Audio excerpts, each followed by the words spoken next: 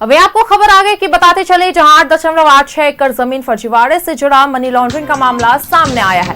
तो ये बता दें कि सीएम हेमंत सोरेन के डिस्चार्ज पिटीशन पर पीएमएलए की विशेष कोर्ट में होगी सुनवाई। ईडी के लिखित जवाब पर हेमंत सोरेन की ओर से किया जाएगा जवाब दाखिल होने के बाद कोर्ट का आएगा फैसला। वहीं बता दें कि मामले में आरोपियों पर होना है आरोप गठित। इसके साथ ही हम आपको खबर बता रहे हैं, तो वहीं बताते चले कि 8.86 एकड़ जमीन फर्जीवाड़े से जुड़ा है मनी लॉन्ड्रिंग का मामला, जहां सीएम हेमंत सोरेन के डिस्चार्ज पिटीशन पर पीएमएलए की विशेष कोर्ट में होगी सुनवाई। ईडी के लिखित जवाब पर हेमंत सोरेन की ओर से किया जाएगा जवाब दाखिल होने के बाद कोर्ट का आएगा फैसला। तो वहीं मामले में आरोपियों पर होना है आरोप गठित।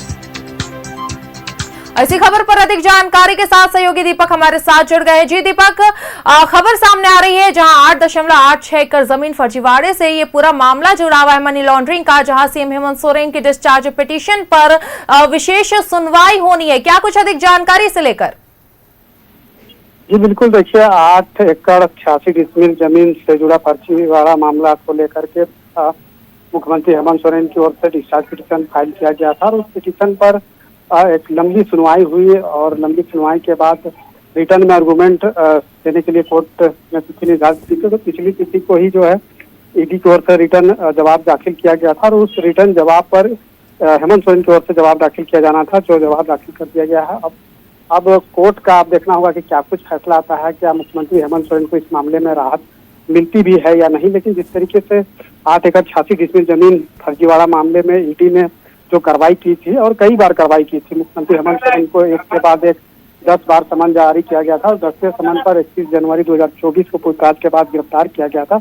और गिरफ्तार होने के बाद करीब 5 माह बाद जो है झारखंड हाई कोर्ट से मुख्यमंत्री हेमंत सोरेन को बड़ी राहत मिली थी और उन्हें जमानत मिली थी। और उसके बाद अपीयरेंस पे मामला चल रहा था और फिर मुख्यमंत्री हेमंत सोरेन जब कोर्ट में अपीयर हुए और उसके बाद क्योंकि चार्जशीट जो है वो दाखिल किया गया था और उस चार्जशीट पर संज्ञान लेकर के फिजिकल अपीयर होने को कहा था। तो फिर उसके बाद मुख्यमंत्री हेमंत सोरेन के द्वारा जो है खुद पर लगे आरोप को मुक्त कराने के लिए डिस्चार्ज पिटीशन फाइल किया गया था। और उसी याचिका पर जो है कई तिथि पे सुनवाई हुई और लंबी सुनवाई हुई ईडी की ओर से और मुख्यमंत्री हेमंत सोरेन की ओर से लंबी बहस हुई और उसी बहस के उपरांत जो है आज भी सुनवाई के लिए तिथि निर्धारित है। तो अब देखना होगा कि आज कोर्ट के तरफ से दोनों पक्षों की दलील सुनने के पश्चात क्या कुछ आगे की कार्रवाई होती है, इसके लिए तो फिलहाल इंतजार करना पड़ेगा। लेकिन कोशिश यही है कि चूंकि जो फैसला आना है वो महत्वपूर्ण फैसला होगा राज्य के लिए, क्योंकि मुख्यमंत्री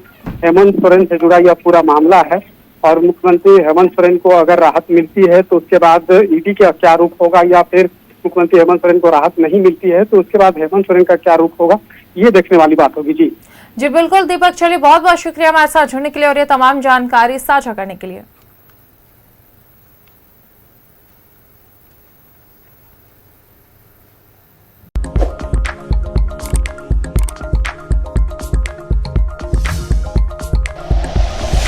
like and share videos, subscribe करें हमारा चैनल और प्रेस करें बेल आइकॉन। न्यूज़ 11 भारत, सच है तो दिखेगा।